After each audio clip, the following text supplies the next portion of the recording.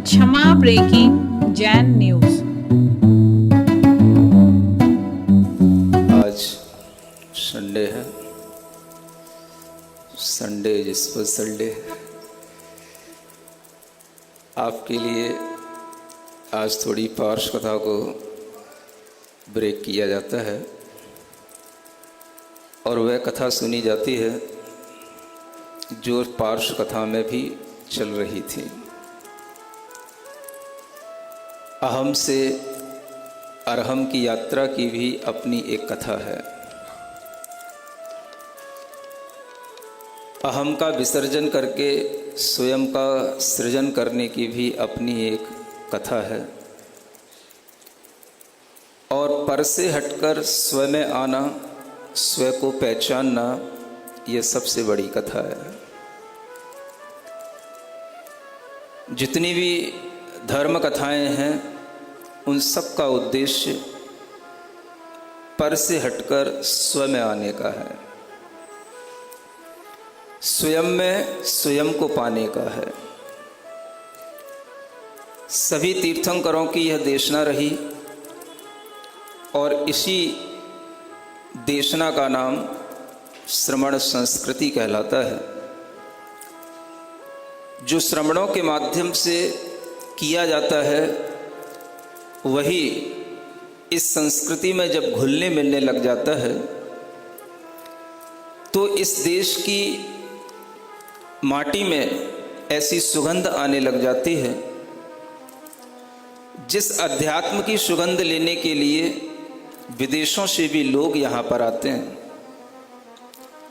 और इस देश में आकर के न केवल संतों का दर्शन करते हैं किंतु उन संतों के द्वारा प्रवाहित होने वाली उस आध्यात्मिक चेतना में रमने का भी वह प्रयास करते हैं और यह ही भारत भूमि का सबसे बड़ा गौरव कहलाता है।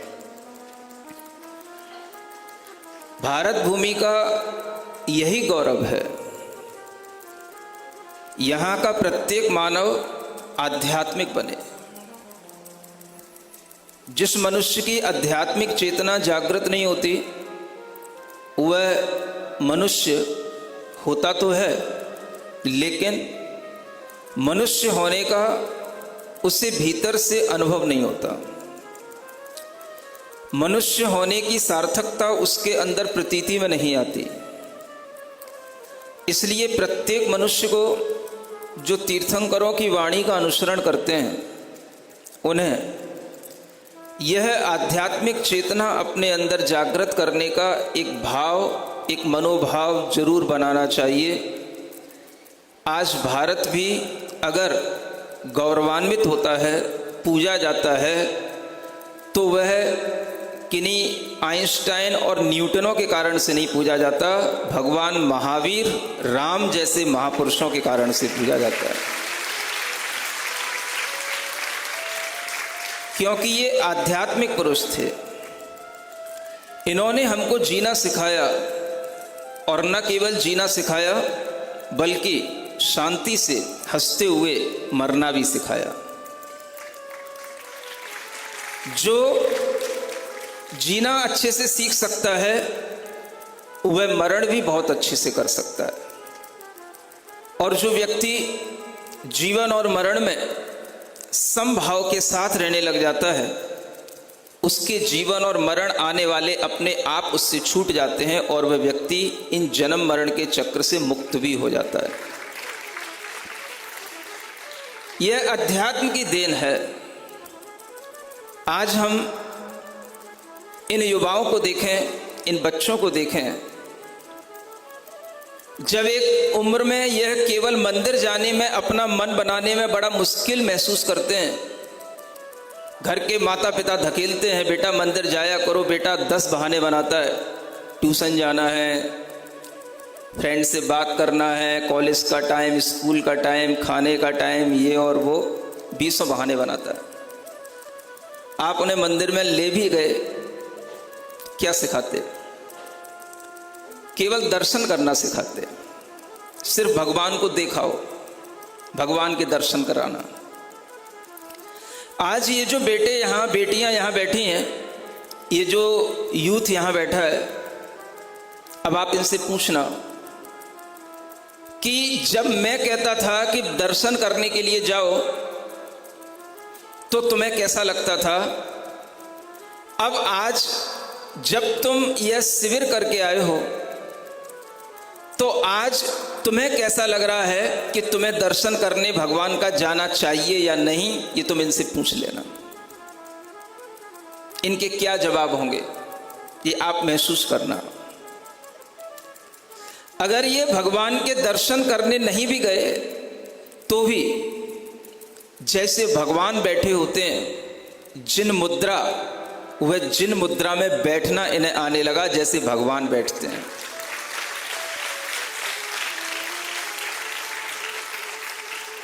भगवान के दर्शन करना, मंदिर जाना इतना महत्वपूर्ण है कि भगवान की तरह हाथ पर हाथ रख करके बैठ जाना और इस शरीर से ममत्व को छोड़कर अपनी स्व आत्म दृष्टि में लीन होना, ये महत्वपूर्ण है।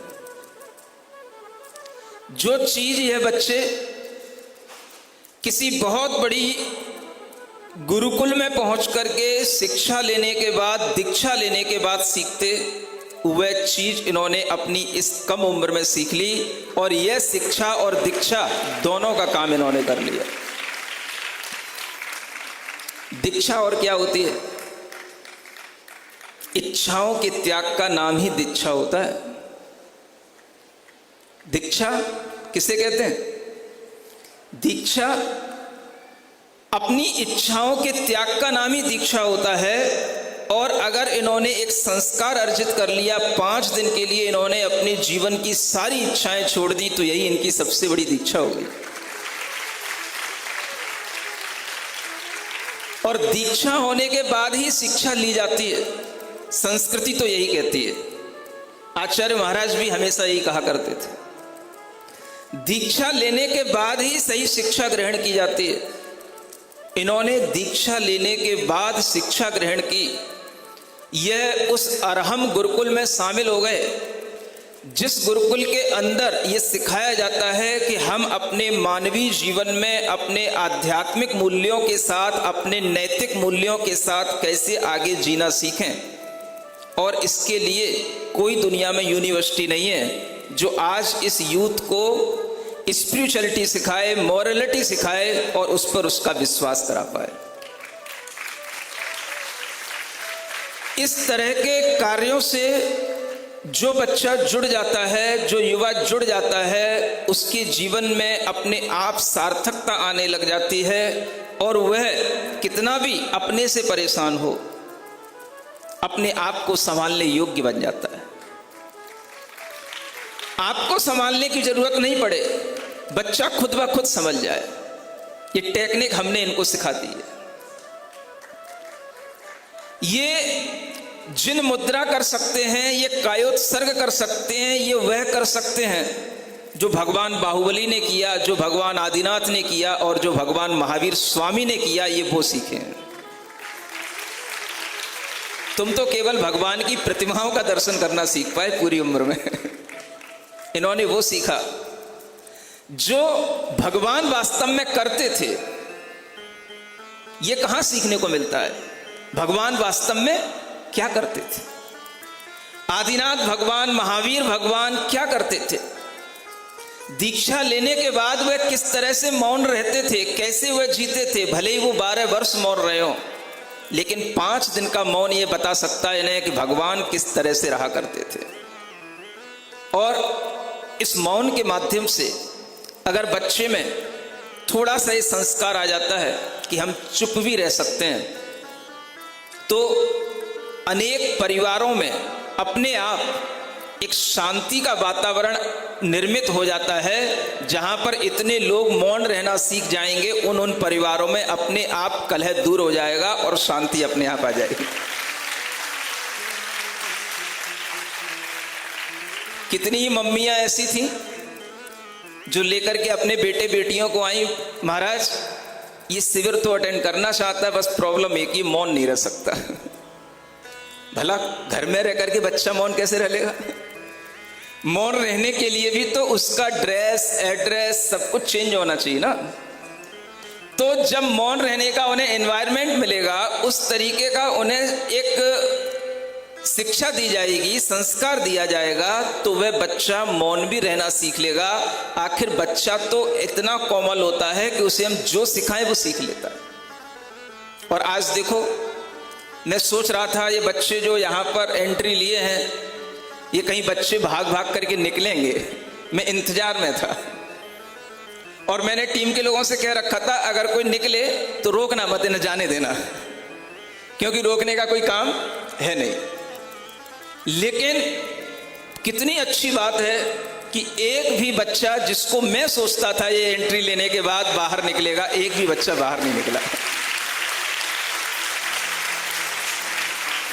चाहे यहां बैठे हुए ये बच्चे हों, चाहे ये बेटियां हों, सबका मन लगा। और उस वातावरण में जब हम वहां पर पहुंचते थे तो लोग कहते थे महाराज आप वहां जा रहे हो, इतना मेहनत होती है, आप थोड़ा सा इन लोगों को यहीं बुला लें, या कुछ एक दिन ना जाएं, ना कुछ करें। लेकिन मुझे ऐसा लगता था जब ये सब अपना समय छोड़ करके कुछ सीखने बैठे हैं तो हमें सिखाने में किसी भी तरह की बहानेबाजियां नहीं करनी चाहिए।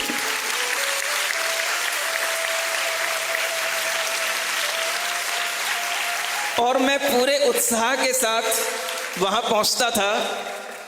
मुझे बिल्कुल भी इनको समझाने में कुछ भी कठिनाई नहीं होती थी, मैं बिल्कुल इजी मूड में रहता था और बस इनकी फेस रीडिंग करता था और जो देखता था वही मैं बोलता चला जाता था। और ये अपने आप मेरे उपदेशों से कनेक्ट होते जाते थे।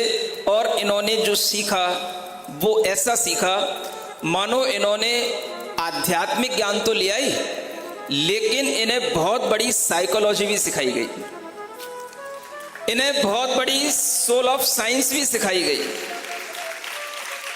इनके अंदर वह आध्यात्म क्या होता है और हमारे अंदर जो बुद्धि है, मन है, चेतना है, चित्त है, इन सब शब्दों से जो आप वाकिफ नहीं होंगे, इन सबका अर्थ, सबका सेंस, सबका मीनिंग इनको आने लगा। और ये अब कभी भी किसी भी तरह से अगर अपने मन में कोई दुविधा पाएंगे तो ये समझ पाएंगे दुविधा कहाँ से आ रही है, मन से आ रही है कि बुद्धि से आ रही है। बुद्धि और मन की लड़ाई इनको बहुत अच्छे ढंग से हमने समझाई।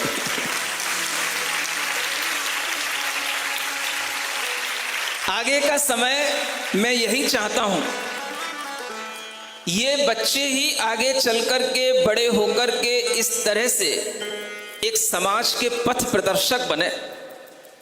क्या बने? समाज के पथ प्रदर्शक बने। ऐसे पथ प्रदर्शक बने कि अगर इन्हें आसपास कोई दुखी दिखाई देता है, कोई मानसिक तरीके से परेशान दिखाई देता है, कोई अपनी किन्हीं भी अभावों के कारण से दुखी दिखाई देता है, या जिसके पास घर में सब कुछ है लेकिन फिर भी वह खुश दिखाई नहीं देता है, तो ये बच्चे, ये लोग, ये सभी शिविरार्थी जो सीखे हैं, यह उनके लिए भी कुछ दे पाएं और दूसरे लोगों के लिए भी ये कुछ काम आ पाए, यह गुण भी इनके अंदर विकसित किए गए हैं। जिस सम्यक दर्शन की बात करते करते आप थकते नहीं हो, बड़े बड़े विद्वान लोग बड़े बड़े समय सार लेकर के सामने पोथियां लेकर के बैठे रहते हैं और सम्यक दर्शन की बातें करते हैं। वह सम्यक दर्शन बाहरी और भीतरी,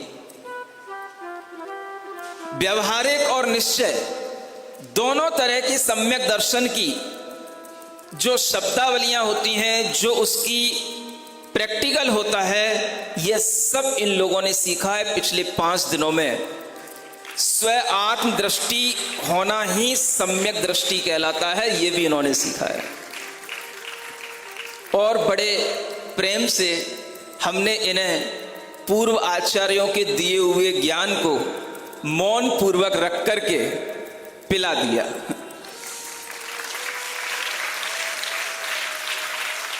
बहुत मुश्किल होता है बच्चा रो रहा हो, चिल्ला रहा हो, और उस समय पर उसे कुछ अच्छा पिलाने का माँ को मन हो रहा हो, ये खा ले पी ले, लेकिन जब तक वो चिल्लाता और रोता रहेगा तो खिलाएगी कैसे माँ? तो बच्चे को चुप करना जरूरी है पहले। जब वो चुप हो और चुप होने के बाद भी मुंह खोल ले तो फिर माँ उसके लिए कुछ दे पाए। सुन रहे हो? ठीक यही प्रोसेस इनके साथ हुई। जब तक ये घर पर थे सब करते थे, चिल्लाते थे, रोते थे, लेकिन जब ये हमारे सामने आए बिल्कुल शांत हो गए, बिल्कुल मौन हो गए। और जब ये मौन हो गए तो फिर हमें इन्हें पिलाने में, कुछ भी पिलाने में हमें कोई कठिनाई नहीं हुई। ये सबसे अच्छी बात है। आप सोचो, एक चार दीवारी के अंदर एक निश्चित स्थान पर क्या आप एक दिन भी रुक पाना पसंद करते हो? हाँ? कितना मन होता है खिड़की से बाहर झांकने का, कितना मन होता है दरवाजे पे खड़े होकर के जो भी निकल रहे हैं कॉलोनी में लोग उनको देखने का। और ये सब मन इनके भी पहले होते ही थे, लेकिन जहां पर ये प्रवेश कर लिए वहां पर प्रवेश होने के बाद इन्होंने कितना बड़ा संयम रखा। कोई भी बाहर बालकनी में देखने नहीं आया बाहर क्या हो रहा है। इवन कितनी वर्षा हो रही है, कितनी वर्षा हो रही है, एक बार देख तो लें, वो भी देखने नहीं आए। बहुत बड़ा संयम होता है। बाहर देखने की इच्छा नहीं होना, बाहर की दुनिया में क्या हो रहा है, सड़क पर कौन लोग आ रहे हैं जा रहे हैं, बालकनी में खड़े होकर के लोग बस केवल देखते ही रहते हैं, इसी में टाइम पास करते रहते हैं। ये सब जो टाइम पास की बैड हैबिट्स पड़ी होती हैं, इन सबको इस तरह से डाइवर्ट करना कि वह अपने टाइम को बहुत सार्थक बना पाएं और वह एक स्थान पर रुक करके, उस पर भी मौन रह करके, उस पर भी एक दूसरे से बातचीत न करते हुए अपना 1 दिन 2 दिन 3 दिन नहीं 5 दिन का समय गुजारना एक दीर्घ समय होता है। लेकिन अगर समय कष्ट में गुजरता है तो बहुत बहुत कठिन लगता है, बड़ा लगता है। लेकिन अगर उस समय में सुख मिल रहा हो तो वो समय भी छोटा लगता है। ये भी एक आइंस्टीन का लॉ है। समझ में आ रहा है? टाइम छोटा और बड़ा नहीं होता, but time is equally proportioned by your interest। अगर आपका इंटरेस्ट आ रहा है तो टाइम वही छोटा हो जाता है, और अगर आपका इंटरेस्ट नहीं हो रहा है तो वही टाइम बड़ा हो जाता है। समझ आ रहा है? 5 दिन का टाइम इसीलिए रखा गया, आपका इंटरेस्ट देखना है। और अगर आपका वह इंटरेस्ट आ गया है तो वह टाइम आपको छोटा लगा है, तो यहाँ पर कुछ टेस्टिमोनियल में ये भी सुनने को मिला है कि ये शिविर जल्दी क्यों हो गया। वो शिविरार्थी ने आखिर ये डेट कैसे पूछ ली, ये भी उनके लिए गड़बड़ बात हो गई। जो उन्होंने कहा कि हमने अपने ही कमरे में किसी व्यक्ति से पूछ लिया आज कितनी तारीख है, मतलब ये भी आपने गलती तो कर ली है? डेट कैसे पूछ ली फिर आपने? ये मार्क करने वाली बात है ना। तो आपने डेट पूछ ली, कोई बात नहीं, हाँ एक गलती आपने कर ली, कोई बात नहीं। इसका मतलब यह है कि आप वहां रह करके ये भी भूल चुके थे कि आज कौन सा दिन है, आज कौन सा वार है। ये सबसे अच्छी बड़ी बात। मतलब अगर अपना फोकस अपने सेल्फ पर है और अगर हम अपने ही आप को केवल समझ रहे हैं और हम ये भूल चुके हैं कि कौन सी रात कौन सा दिन, फिर कौन सी रात कौन सा दिन, बुद्धि में और कुछ नहीं आ रहा है। क्या आ रहा है?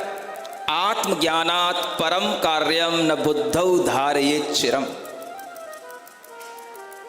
यह जो आचार्य पूज्यपाद महाराज ने कहा वह इन लोगों ने सीखा है। सीखा है, किन्हीं किन्हीं ने याद भी किया है।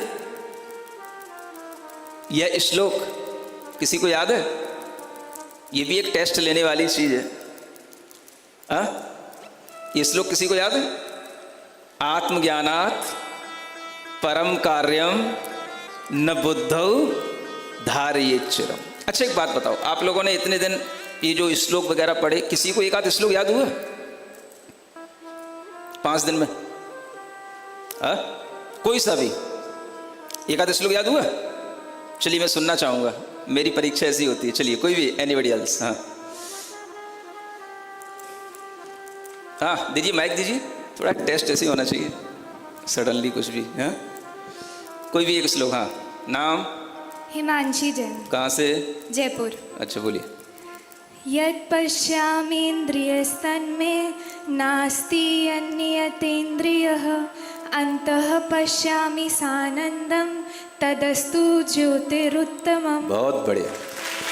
ये है 5वीं शताब्दी के आचार्य पूज्यपाद के ये श्लोक। ये केवल साधना नहीं किए, ये सब कुछ ज्ञान में लिए। ये वह समाधि तंत्र का ज्ञान। हाँ बोलिए। जगद्देहात्मदृष्टीनां विश्वास्य रम्यमेव च देह आत्मस्वात्मदृष्टीनां क्व विश्वास क्व वारति। बहुत बढ़िया। ये ऐसा नहीं कि आप 5 दिन के बाद चले जाओगे तो कुछ लेकर के नहीं जा रहे हो, है ना? इधर बच्चों में भी कोई? हाँ, एक बच्चों को इधर को।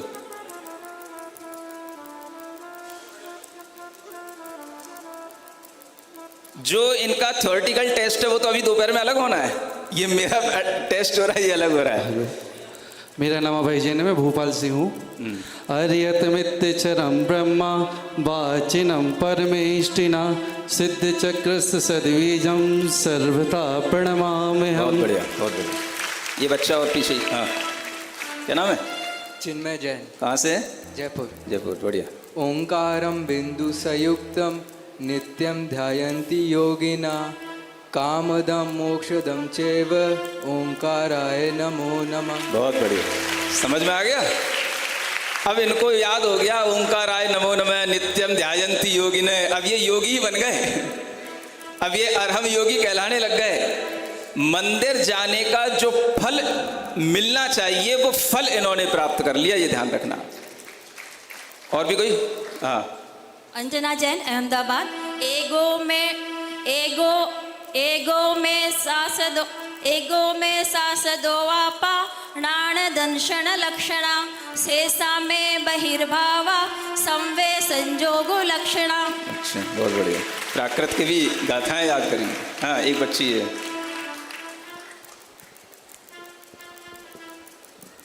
नमोस्तु महाराज जी। मेरा नाम? नाम खुशी जैन है, मैं भरतपुर से हूँ। ओंकारं बिंदु संयुक्तं नित्यं ध्यायन्ति योगिना कामदं मोक्षदं चैव ओंकाराय नमो नमः। बहुत बढ़िया। तो इन्होंने नमोस्तु महाराज जी। कौन है? नमोस्तु। हाँ बोलिए। अच्छा, ओंकारं बिंदु संयुक्तं ये सबको याद हो गया। नित्यं ध्यायन्ति योगिनः कामदं मोक्षदं चैव ओंकाराय नमो नमः। ठीक। महाराज जी। हाँ। अहं ब्रह्मवाचिकं परमेष्टिना सिद्धचक्रस्य सद्बीजं सर्वतः प्रणमाम्यहम्। ठीक। जिन बच्चों को कुछ याद नहीं होता, माता पिता हमारे पास आकर के रोते रहते हैं, देखो वो कैसे कैसे संस्कृत के बड़े बड़े आचार्यों के श्लोक याद कर लिए। हाँ, जो बच्चे ऐसे श्लोक याद किए हैं, कुछ याद तो बहुतों को है। ठीक है, टाइम ज़्यादा हो जाएगा। हाँ, कुछ नया सुनाओ, ये दोनों के अलावा। अगर कुछ नया किसी को सुनाना तो एक चांस देता हूँ। वो मरम के श्लोकों के अलावा किसी कुछ बताना हो तो। हाँ, दूसरे जो श्लोक और भी। तो अगर आपने ये सब कहीं ना कहीं स्मरण कर लिया है। महाराज जी, संस्कृत और प्राकृत तो कमजोर है थोड़ी सी। हाँ, जो भी आता है जैसे भी आता है। जो हो सो। अच्छा, ये भी याद कर लिया। जो है सो है, हमको क्या, हमको क्या, हमको क्या। सब तरह के फन वाले लोग हैं। ठीक है, तो जिसके लिए जो अच्छा लगता है, जिसको जिसमें आनंद आता है, उस हर तरह की सामग्री वहाँ पर उपलब्ध रहती है। और बच्चों के लिए भी इससे बड़ा कंसंट्रेशन और क्या होगा। बच्चों के लिए सबसे बड़ी जो प्रॉब्लम होती है कि वो अपने सब्जेक्ट पर कैसे फोकस करें, अपनी पढ़ाई में कैसे कंसंट्रेशन लाएं, अगर वह इस तरह के शिविर अटेंड कर लेते हैं तो उनकी ये समस्या प्रैक्टिकली हमेशा के लिए सॉल्व हो जाती है। माता पिता इसके लिए न जाने कितने तरह के डॉक्टरों के पास जाएं या किसी काउंसलर के पास जाएं, वहाँ कोई उन्हें सॉल्यूशन मिले या न मिले, बट अगर वो यहाँ आते हैं और इस तरह से एक बार बच्चे का मन बना देते हैं कि बेटा तू उन 5 डेज के लिए बस वहाँ पर एडमिट हो जा, यही समझ ले कि एक कोई वो थेरेपी है जो वहाँ पे सिखाई जा रही है, उससे तेरा फोकस बढ़ेगा, तुझे कंसंट्रेशन होगा, यहाँ तक कि तेरी मेमोरी भी जो है इंक्रीज होगी। ये सब चीज़ें उसके अंदर आ सकती हैं अगर बच्चे के लिए एक बार इस तरह की चीज़ें सीखने को मिल जाएं। और हम यही चाहते हैं बच्चा हर तरीके से समर्थ बने, भावनात्मक रूप से भी, मानसिक रूप से भी, शारीरिक रूप से भी और आध्यात्मिक रूप से भी। हर युवा जब इस तरह से समर्थ बनेगा तब वह देश के भी काम आएगा, समाज के भी काम आएगा। और इस तरह की सामर्थ्य इनके अंदर घोलने की कोशिश हुई है। हम ऐसा समझते हैं कि इस सामर्थ्य में हम इन्हें आज ये कह सकते हैं कि 100% नंबर लेकर के पास हुए हैं।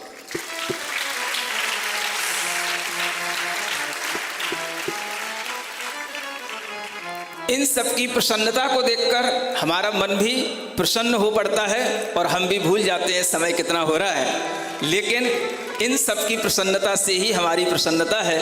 और इस तरह के अभ्यास आपके सामने आगे आगे और आने वाले हैं। जिन लोगों के लिए 5 दिन का समय नहीं रहता, 2 दिन का जो वीकेंड में सैटरडे संडे का एक समय निकाल पाते हैं, ऐसे भी कॉरपोरेट लेवल के लोगों के लिए या कुछ भी तरह का प्रोफेशन करने वाले उन लोगों के लिए भी जो अपने आप को स्ट्रेस रिलीज चाहते हैं और कुछ अपने जीवन में एक नया मोड़ चाहते हैं या हर किसी प्रॉब्लम का एक अच्छा सॉल्यूशन चाहते हैं, वो भी उन्हें अच्छी एक्टिविटी के साथ में अगले 2 दिनों में, जो अगले संडे आने वाला 31 और 1 तारीख को, वह 2 दिन का एक कार्यक्रम उन लोगों के लिए भी है जो मोबाइल नहीं छोड़ पाते, फैमिली नहीं छोड़ पाते, अपने बच्चों को नहीं छोड़ पाते, वो सबके साथ भी वहाँ पहुँच सकते हैं और सबके साथ एंजॉय कर सकते हैं।